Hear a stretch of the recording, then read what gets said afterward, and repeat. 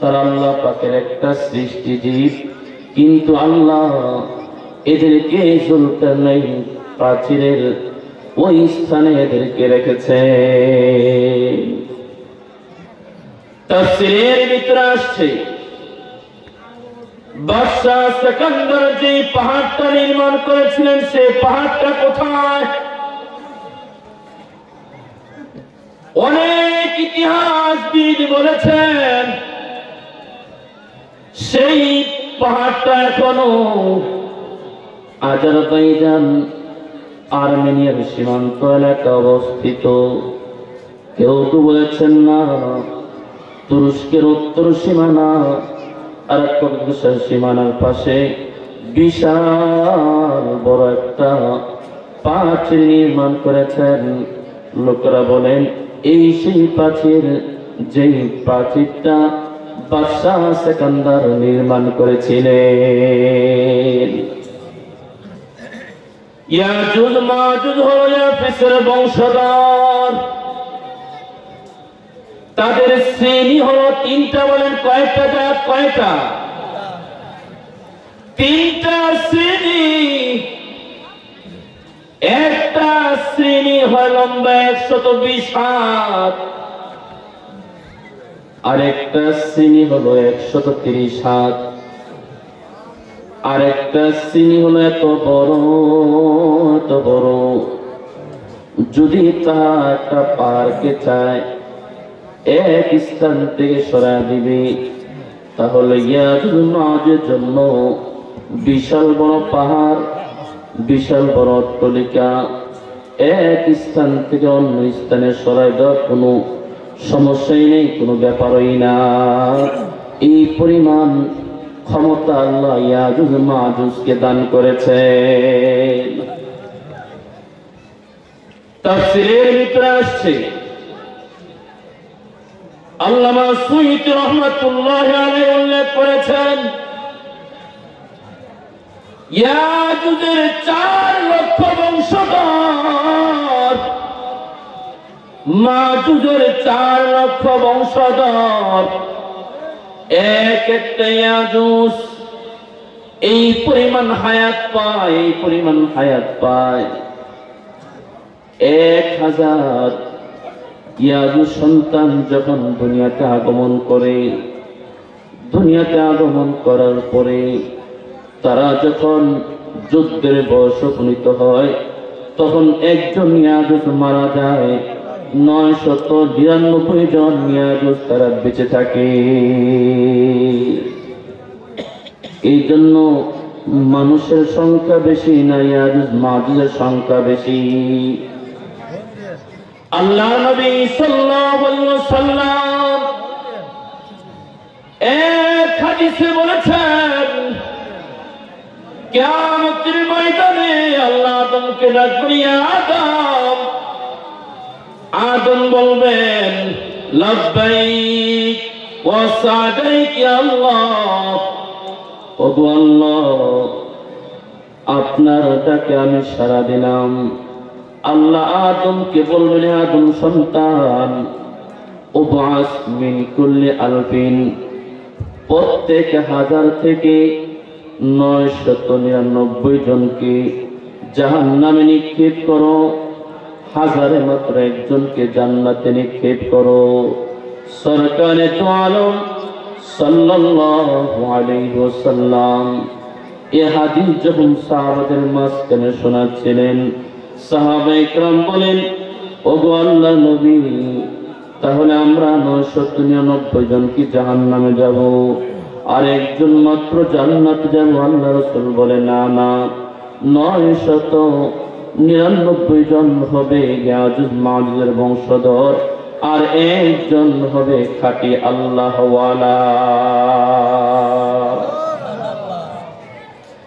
ইয়াজুজ ওয়া মাজুজ মুফসিদুন ফিল আরদ, তাদের কাজ ছিল কি?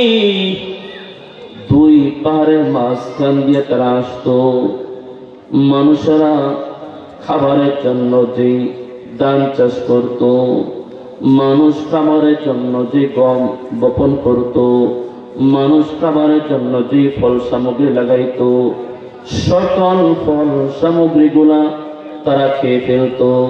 শুধু তাই নয়, ইয়াজুজ মাজুজ এমন একটা প্রাণী যারা মৃত ইয়াজুজ মাজুজকেও খায়, মৃত গরুকেও খায়, মৃত ছাগলকেও খায়।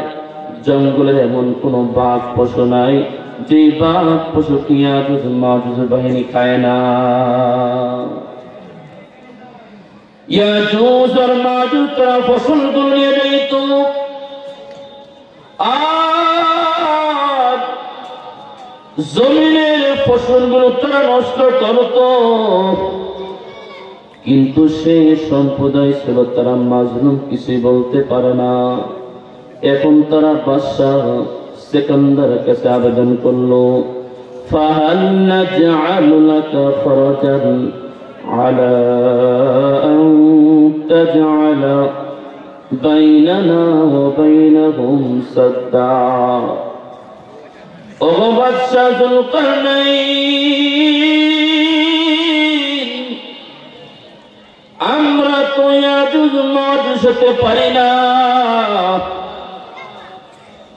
আপনার কি টাকার প্রয়োজন? আমরা টাকা দিব।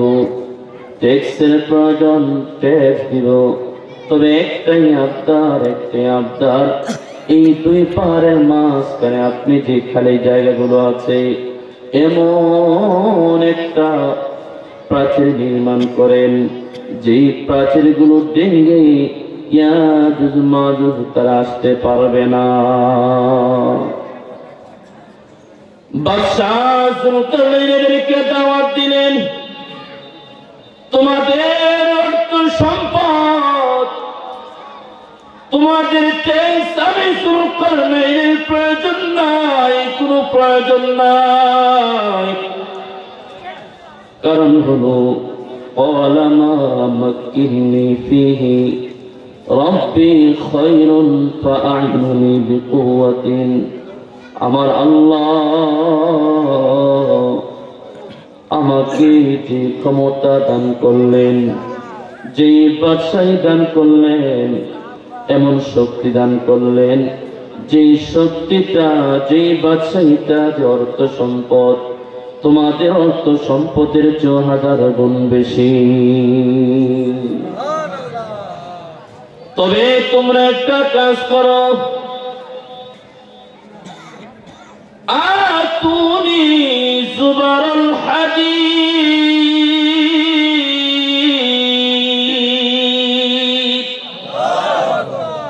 হে সম্প্রদায়ের লোকেরা, টাকা পয়সার কোনো প্রয়োজন নাই, কোনো প্রয়োজন নাই। তোমরা যেহেতু কামাত লোহা দিয়া বিভিন্ন জিনিস তৈরি করে থাকো, তাহলে আমার কাছে লোহার পাতগুলো আনো। আমি যুলকারনাইন সেই পাত দিয়া, তামা দিয়া এমন প্রাচীর নির্মাণ করব, যে প্রাচীরগুলো ইয়াজুজ মাজুজ তারা কোনোদিন ফাটল সৃষ্টি করতে পারবে না। হাত্তা ইযা সাওয়া বাইনাস সাদাফাইন, বাদশাহ যুলকারনাইন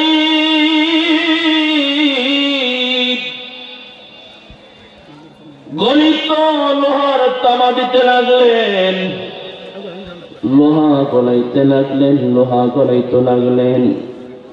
সূর্যের তাপ দিয়া অথবা আগুনের তাপ দিয়া লোহা গলাইতে লাগলেন, আর মাঝখানে তিনি তামা ডালতে লাগলেন, তামা ডালতে লাগলেন। এই পরিমাণ উঁচু করলেন, পাহাড় থেকে ওনার এই প্রাচীরটা অনেক উঁচু হয়ে গেল। শুধু তাই নয়, তাফসীরের ভিতরে আসছে পাশে তিনি 60 হাত লম্বা তিনি একটা প্রাচীর নির্মাণ করে দিলেন। নির্মাণ করে দেওয়ার পর আল্লাহ তাআলা বলেন, ফামাস্তাউ আন ইয়াযহারুহু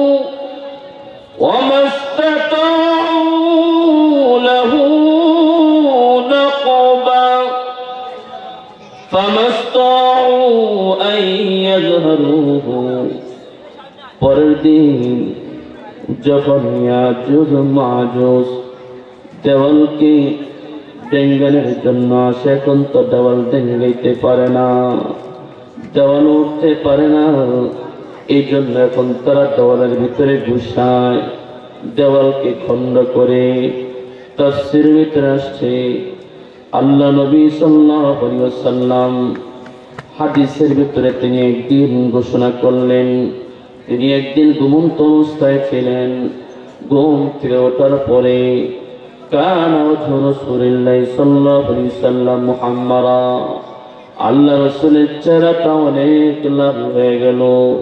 সাহাবায়ে কেরাম তারা জিজ্ঞাসা করলো, ওগো আল্লাহ নবী, ওগো সরকারে দু আলম, আপনার চেহারা তো লাল, এত লাল, এত লাল, হয়তো কোন একটা মুসিবত, হয়তো কোন একটা দুঃসংবাদ আপনার নিকট আগমন করেছে।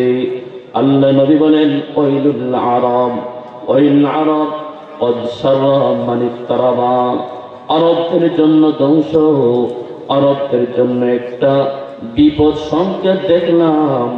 আল্লাহ নবী বলেন, ইয়াজুজ মাজুজ তারা যখন এই পাঁচটা ধ্বংস করার জন্য আসে, আল্লাহ নবী দেখাইলেন এক বিগত আঙ্গুলগুলো গোল করে দেখাইলেন, এই পরিমাণ ছিদ্র তারা ওয়ালটা ছিদ্র করে ফেলেছে। আল্লাহ নবী সাহাবায়ে কেরামকে শাহাদাত আঙ্গুলি, বৃদ্ধ আঙ্গুলি গোল করে দেখালেন, হ্যাঁ আমার সাহাবায়ে কেরাম, ইয়াজুজ আর মাজুজ প্রত্যেক দিন ওয়াল ভাঙার জন্য যখন আসে, ভাঙতে ভাঙতে ভাঙতে ভাঙতে এই পরিমাণ ছিদ্র করে ফেলেছে। শুধু তাই নয়, ইয়াজুজ আর মাজুজ ভাঙার পরে যখন সন্ধ্যা হয়ে যায়, সন্ধ্যা হয়ে যাওয়ার পর ইয়াজুজ মাজুজের লিডার বলে, আগামীকাল এসে এখন আমরা দেওয়ালকে ভেঙে চুরমার করে দিব, দুনিয়ার মানুষদেরকে আমরা ধ্বংস করে দিব। হাদিসের ভিতরে আসছে, আবার আল্লাহ পাক নিজ কুদরতি ভাবে ভাঙা দেওয়ালকে আবার তিনি পরিপূর্ণ করে দেন। কিয়ামত পর্যন্ত তারা ভাঙতে থাকবে, আল্লাহ তাআলা সেই দেওয়ালকে নির্মাণ করে দেন। কিয়ামতের আগে যখন ঈসা আলাইহিস সালাতু ওয়াস সালাম সিরিয়ার জমিনে ফেরেশতাদের উপর ভর করে আগমন করবেন দাজ্জাল, দাজ্জালকে ধ্বংস করার জন্য। হাদিসের ভিতরে আসছে, বামুসাতের ভিতরে আসছে, দাজ্জাল যার কপালে লেখা থাকবে কাফার, দাজ্জালকে তিনি ধ্বংস করবেন। শুধু তাই নয়, ইকাসরুস সলিবা, দুনিয়ার ভিতরে খ্রিস্টানগণ যত ক্রুশগুলো বানাইতো, মারিয়ামের ছবিগুলো বানাইলো, মূর্তি বানাইলো, ঈসার মূর্তিগুলো বানাইলো, সকল মূর্তিগুলো তিনি ভেঙে চুরমার করে দিবেন। খিনজিরকে হত্যা করবেন, তেজগুলো উঠিয়ে দিবেন, দাজ্জালকে তিনি হত্যা করবেন। হত্যা করার পর আল্লাহর তরফ থেকে ঈসাকে ঘোষণা করা হবে, ঈসা এমন একটা সম্প্রদায় আমি দুনিয়াতে প্রেরণ করব, যেই সম্প্রদায়ের বিরুদ্ধে যুদ্ধ করা তোমার পক্ষে সম্ভব নয়, তুমি আত্মগোপনে চলে যাও। মুসলমানদেরকে বলো আত্মগোপনে চলে যেতে। ঈসা আলাইহিস সালাতু ওয়াস সালাম মুমিনদেরকে নিয়ে তিনি আত্মগোপনে চলে যাবেন। সে মুহূর্তে আল্লাহ তাআলা ওই যে যুলকারনাইনের প্রাচীর,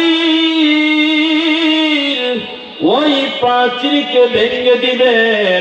ইয়াজুজ আর মাজুজ তখন দুনিয়াতে আসবে, আসার পরে দুনিয়াতে কোনো পশু পাখি থাকবে না, দুনিয়াতে কোনো পানি নাই, দুনিয়াতে কোনো নদী নাই, সব কিছু খেয়ে ফেলবে। একটা দল থাকবে সিরিয়ায়, আর একটা দল খোরাসানের। গোটা পৃথিবী ভ্রমণ করতেই থাকবে, ভ্রমণ করতেই থাকবে। গোটা পৃথিবীর তাফসীরের ভিতরে আসছে, হাদিসের ভিতরে আসছে, তিব্রিয়া নামক একটা সমুদ্র থাকবে প্রায় 200 মাইল। ওই সমুদ্রের পানিগুলো তারা মুহূর্তের ভিতরে খেয়ে ফেলবে। আর একটা দল আসবে, আসার পরে মনে করবে হায় হায়, এখানে হয়তো কোনো পানি ছিল না, অথচ 200 মাইল পর্যন্ত লম্বা একটা নদী ছিল। গোটা দুনিয়ার সমস্ত পানিগুলো খাওয়া শেষ, দুনিয়ার ভিতরে কোনো মানুষ নেই, তারা মানুষকে খুঁজবে, তারা মানুষকে খুঁজবে, মানুষকে ধ্বংস করার জন্য, মানুষকে ধ্বংস করার জন্য তারা খুঁজবে। ইতিমধ্যে গোটা পৃথিবী যখন তারা সমস্ত মানুষগুলো পায় নাই, পানিগুলো খেয়ে ফেলল, জমিনের ভিতরে তো ফিতনা সৃষ্টি করবে, জমিনের ভিতরে তো অহংকার, জমিনের ভিতরে তো জুলুম, এত মারামারি কাটাকাটি করবে, আর মুসলমানদেরকে খুঁজতেই থাকবে, মুসলমানদেরকে ধ্বংস করার জন্য। ইয়াজুজ আর মাজুজ তখন মনে করবে হায় হায় হায়, দুনিয়াটা আমাদের জন্য স্বাধীন হয়ে গেল, এই দুনিয়াতে এখন আমরা ছাড়া আর কেউ নাই, আমরা ছাড়া কেউ নাই। এখন তারা মনে করবে জমিনবাসীকে যেহেতু আমরা শেষ করলাম, এখন আমাদের দায়িত্ব হচ্ছে উপরওয়ালাকে, আল্লাহ তাআলা উপরওয়ালাকে ধ্বংস করা। বলেন নাউজুবিল্লাহ, আরো জোরে বলেন না নাউজুবিল্লাহ, আরো জোরে বলেন না নাউজুবিল্লাহ।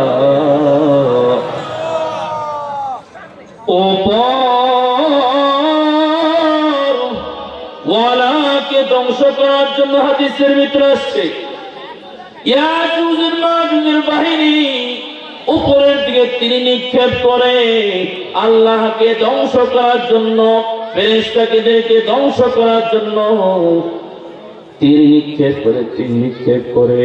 তীরের সাথে আল্লাহ রাসূল বলেছেন নুগার, এমন একটা রক্তের চিহ্ন জমিনের ভিতরে পড়তে থাকবে। জমিনের ভিতরে পড়ার পর ইয়াজুজ মাজুজের বাহিনী মনে করবে হায় হায়, দুনিয়ার জীবন থেকে যেরকম মানুষকে খতম করলাম, দুনিয়ার জীবনে যেমন কোনো মানুষ নাই, উপরওয়ালা জগৎ এরকম ধ্বংস করে দিলাম, গোটা পৃথিবীর বাদশাহী মাত্র এখন আমাদের। ঈসা আলাইহিস সালাতু ওয়াস সালাম আল্লাহর কাছে ফরিয়াদ করলেন, আল্লাহ ইয়াজুজ মাজুজকে তুমি ধ্বংস করে দাও। তিনি দোয়া করবেন, আল্লাহ ওনার দোয়াকে কবুল করবেন।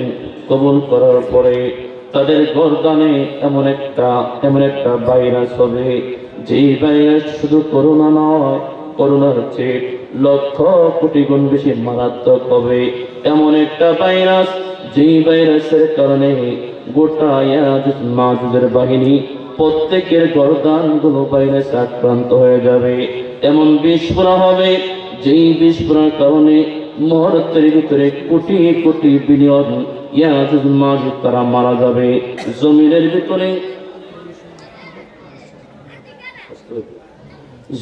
ভিতরে এমন দুর্গন্ধ, এমন দুর্গন্ধ, যেখানে যায় ঈসা আলাইহিস সালাতু ওয়াস সালাম গর্ত থেকে তিনি জমিনের ভিতরে আসবেন। আসার পর শুধু দেখবেন না, শুধু লাশ লাশ, গোটা জমিনটাই শুধু দুর্গন্ধ, দুর্গন্ধ তো দুর্গন্ধ, জমিনের বাইগুলো দুর্গন্ধ, সব কিছু দুর্গন্ধ হয়ে গেল। আবার তিনি দোয়া করেন, আল্লাহ এই জমিনটা তুমি খালি করে দাও, এই জমিনের উপরে যত লাশগুলো আছে এই লাশগুলোকে তুমি মুক্ত করে দাও। আল্লাহ তাআলা এমন একটা পাখি প্রেরণ করবেন, যেই পাখিগুলো আইসা ইয়াজুজ মাজুজের সকল বাহিনীগুলোকে মুহূর্তের ভিতরে তারা খেয়ে ফেলবে। বলেন সুবহানাল্লাহ। শুধু তাই না, আল্লাহ আকাশ থেকে এমন বৃষ্টি নাযিল করবেন, যেই বৃষ্টির ভিতরে রহমত, যেই বৃষ্টির ভিতরে বরকত, যেই বৃষ্টির ভিতরে আল্লাহ এমন রহমত রাখবেন, এত বরকত রাখবেন, যেই বৃষ্টি আর কোনোদিন জমিনে বর্ষণ করে নাই, যেই মেঘ জমিন আর কোনোদিন আগমন করে নাই। আল্লাহ পাক আপনাকে আমাকে যে আলোচনাগুলো করেছিলাম ইয়াজুজ মাজুজ, আল্লাহ তাআলা আমাদের সকলকে বিশেষভাবে কিয়ামতের যে প্রস্তুতি আল্লাহ রাসূল এক হাদিসে বলেছেন, বহিস্তু আনা ওয়াসসাআতু কাহাতাই, আমি রাসূল যেহেতু পৃথিবীতে আগমন করেছি, কিয়ামতের ছোট ছোট নিদর্শনগুলো শুরু হয়ে গেছে। কিয়ামতের অনেকগুলো নিদর্শন গত বছর বলেছিলাম। আল্লাহ পাক আপনাকে আমাকে এই কিয়ামতের এই যে যতগুলো কিয়ামতের আগে যতগুলো জালজালা হবে, ফিতনা ফাসাদ হবে, সব থেকে বেঁচে থাকার তৌফিক দান করুন। ওয়া আখিরু দাওয়ানা আলহামদুলিল্লাহি রাব্বিল আলামিন।